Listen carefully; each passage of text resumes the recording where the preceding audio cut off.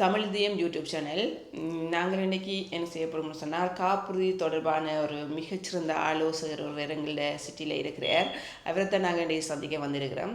இவரோட முதலும் ஒரு வீடியோ நாங்கள் செய்து போட்டிருந்தோம், நீங்கள் பார்த்துருப்பீங்கள். அதை விட இன்றைக்கி நாங்கள் இன்னும் மேலதிக விவரங்களை கேட்கறதுக்காண்டி வந்திருக்கிறோம். முதலாவதாக தமிழ் வணக்கத்தை தெரிவித்துக் கொள்கிறேன். அக்கா வணக்கம்.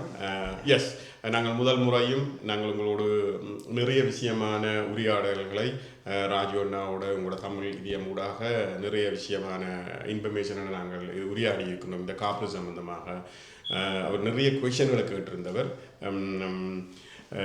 அதாவது ஏன் டிக்ளைன்களை பற்றி, எப்படி இந்த காப்புறுதி வந்து காப்புறுதிகளை நம்பக்கூடியதாக இருக்குதா, இந்த கிளைம்கள் தராத பட்சத்தில் ஆற நாடணும், ஆறு அதுக்கு பொறுப்பாவார்கள், அப்படி நிறைய விஷயமான கொஷன்களை கேட்டிருந்தார். அதற்குரிய பதில்கள் எல்லாவற்றையும் நான் அளிச்சிருந்தேன் எனக்கு தெரிஞ்ச அளவில் சரியான முறையில்.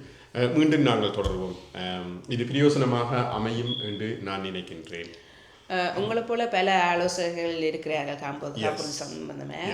அவர்கள்ட்ட வந்து நாங்கள் அட்வைஸை பெறுவது வந்து எங்களுக்கு சாதகமாக இருக்குமா, அதால் என்ன எங்களுக்கு பெனிஃபிட்ஸ் கிடைக்கும்ன்றதை நீங்கள் சொல்லுங்கள் பார்ப்போம். நல்ல ஒரு கொஷன் நீங்கள் கேட்ட கொஷன் துஷ்யந்தி. என்னென்றால், நீங்கள் இப்போ எங்களை மாதிரியான ஆலோசகர்கள்ட்ட நாங்கள் ஆலோசனைகளை பெறுவது சால சிறந்ததா, அல்லது இப்போ நீங்கள் எல்லா இடங்கள்லையும் நாங்கள் காப்புறுதியை நாங்கள் பார்க்கலாம். அதாவது பேங்கில் போகலாம், ஆன்லைனில் போகலாம், இப்போ எங்கள்கிட்ட வரலாம். இப்போ இன்னும் டிஃப்ரெண்ட் பார்த்தீங்களா, இப்போ நீங்கள் வங்கிகிட்ட போனீங்கன்னா தனி ஒரு ப்ரொவைடர் தான் இருப்பார்கள், உங்களுக்கு தெரியும். அப்போ அந்த தனியொரு ப்ரொவைடர்களில் இருக்கிற அதுக்காக நான் அவர்கள் இவரும் தவறாண்டி இல்லை, அவர்கள் எல்லாரும் ஒரு FCA ரூல்ஸ் அண்ட் ரெகுலேஷனுக்கு தான் இயங்கிட்டு இருக்கிறவர்கள், தவறாண்டி இல்லை. அப்போ அந்த தனியொரு ப்ரொவைடர்கிட்ட தான் அவர்கள் வச்சிருப்பார்கள். ப்ளஸ் நீங்கள் அவர்கள் இப்போ நாங்கள் ஆலோசனை உங்கள்கிட்ட வழங்கிக்க உங்களோட எல்லா டேட்டாவையும் எடுத்து கலெக்ட் பண்ணி அதை உங்கள்கிட்ட இது உங்களுக்கு ஹை ரிஸ்க் ஏரியா இருக்கிறதுன்ற கண்டுபிடிச்சு அதுக்கு தகுந்த மாதிரியான ஆலோசனைகளை நாங்கள் வழங்குவோம். அதால் உங்களுக்கு ஆரோக்கியமாக இருக்கும். அதை தாண்டி தொடர்ந்து கண்டினியூஸாக நாங்கள் உங்களோட வந்து தொடர்பில் இருப்போம். எப்படி என்ன உங்களுக்கான சர்வீஸை நாங்கள் வந்து ஃப்ரீயாக தான் செய்வோம். நீங்கள் உங்கள்கிட்ட எந்த ஒரு சார்ஜும் இல்லாமல் ஃப்ரீயாக செய்வோம். அப்போ உங்களுக்கு சரியான ஆலோசனை கிடைக்கும்.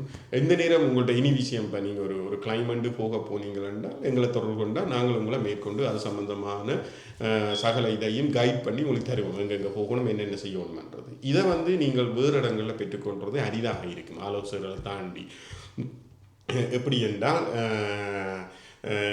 அவர்கள் வந்து நம்பரை தந்து இந்த சொல்லுவார்கள், இனி நீங்கள் கஸ்டமர் சர்வீஸில் தான் தொடர்பு கொள்ளணும் என்று சொல்லுவார்கள். அப்போ இது உங்களுக்கு கம்ஃபர்டபுளாக இருக்கும். நாங்கள் ஃபேஸ் டு ஃபேஸ்ட்டும் செய்வோம், ஆன்லைன்லையும் செய்வோம். ஃபேஸ் டு ஃபேஸ்ட்னா உங்களோட வீட்டை நாடி வந்து உங்களோட டிஸ்கஸ் பண்ணி கதைச்சி பேசி உங்களுக்கு தகுந்த இது ஏற்ற மாதிரி ஆலோசனை வழங்கும். இது ஒரு சால சிறந்ததாக இருக்கும் எங்களோட ஆலோசகர்களூடாக இப்படி பயணிப்பது. இப்போ இன்னொரு விஷயம் நீங்கள் சொல்ல போனால், அவர்கள் ஒரு டைரக்டிவிட்ட மிஸ் பண்ணிட்டோம், அல்லது ஒரு இடத்துல ஒரு ப்ரொவைடர் அவர்களுக்கு கொடுக்க ஆகிட்டோம்னா நாங்கள் அடுத்த ப்ரொவைடருக்கு அப்ளை பண்ணுவோம். அப்ளை பண்ணி அந்த மெடிக்கல் அண்ட் ரைட்டிங் அதுகள் எல்லாத்தையும் நாங்கள் கோ த்ரூ பண்ணி அவைக்கு ஏற்ற மாதிரி என்ன மாதிரின்றது எல்லாத்தையும் நாங்கள் அவைக்கு பின்தொடர்ந்து அவைக்கு சொல்லி கொண்டிருப்போம் என்னன்றது. மற்றது அவைகளை நாங்கள் அலர்ட் பண்ணுவோம். மற்றது புது ஏதாவது அப்டேட் வந்தால் சொல்லுவோம். நாளைக்கு ஒரு அட்ரஸ் மாற்றல், அல்ல ஒரு பேங்க் டீட்டெயில், அல்ல மிஸ்ஸிங் பேமெண்ட்டுகள், இதுகளால் நீங்கள் பொலிசியை இழக்கிறதுக்கு வாய்ப்பு நேரிடும். அதாவது நீங்கள் எப்பவும் யோசித்து கொள்ள வேண்டும், ஒரு பொலிசி நாங்கள் எடுத்துட்டோம்னா அதை கடைசி வரையும் நீங்கள் வச்சிருக்க வேண்டும்.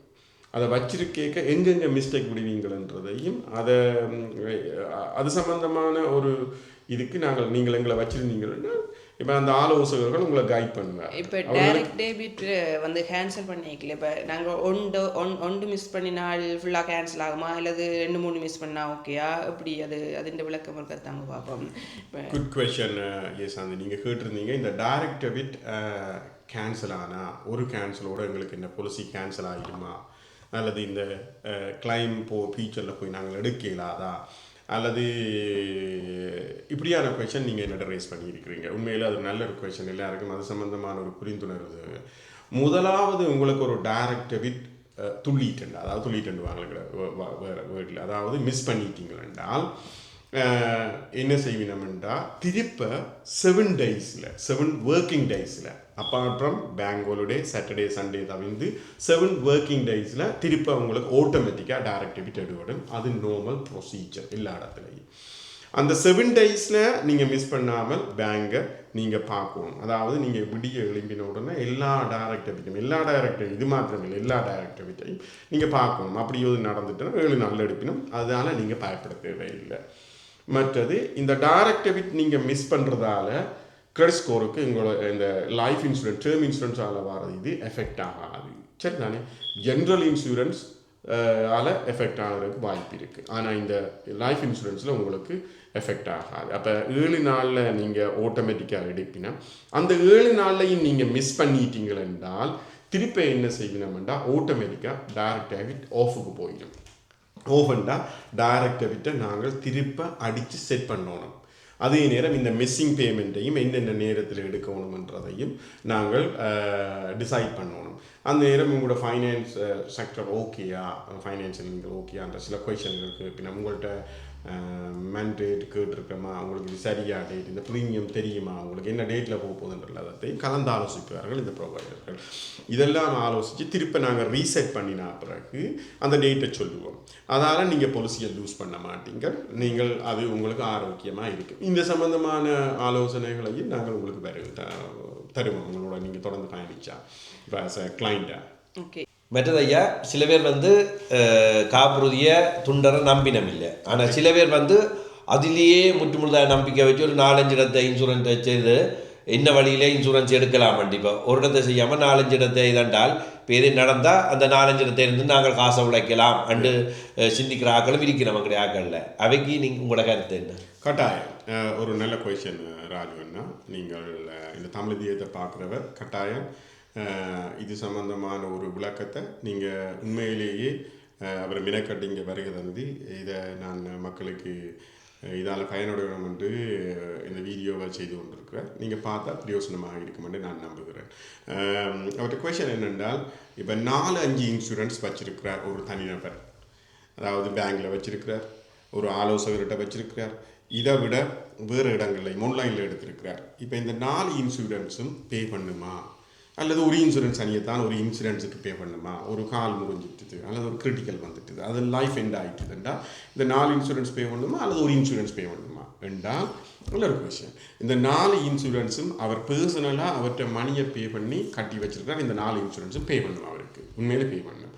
ஆனால் அவருக்கு எங்கே இஷ்யூ வருமெண்டா இன்ஹெரிட்டேஷன் டேக்ஸ் இன்வால்வ் ஆகும். 325,000க்கு மேலே 40% டேக்ஸ் அவர் பே பண்ண வேண்டி இருக்கும். அது நார்மல்.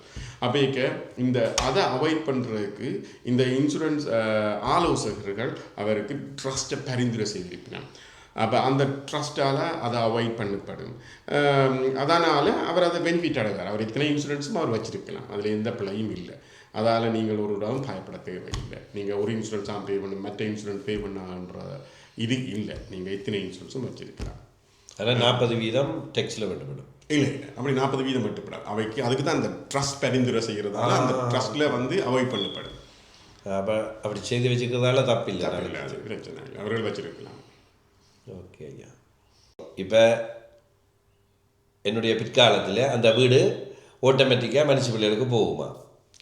நல்ல ஒரு குட் கொஸ்டின் நீங்கள் என்னிட்ட கேட்டிருக்கீங்க. அதாவது